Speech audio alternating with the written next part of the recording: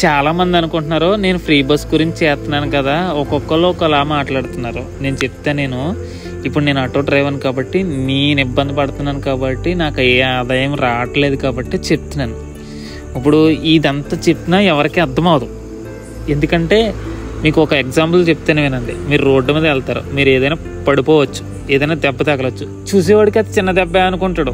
ఆ బాధ ఇబ్బంది మీకే తెలుసు. అలాగే నేను ఇబ్బంది పడుతున్నాను, డబ్బులు సంపాదించలేకపోతున్నాను, ఇంట్లోకి ఇవి పట్టుకెళ్ళలేకపోతున్నాను, నా పరిస్థితి ఇది అని చెప్తున్నాను. మీకు అర్థం అవ్వకపోవచ్చు. ఇంకేంటి, మీరు ఒక్కొక్కడు ఒకలా కామెంట్ పెడుతున్నారు. పెట్టండి, కాదనట్లేదు.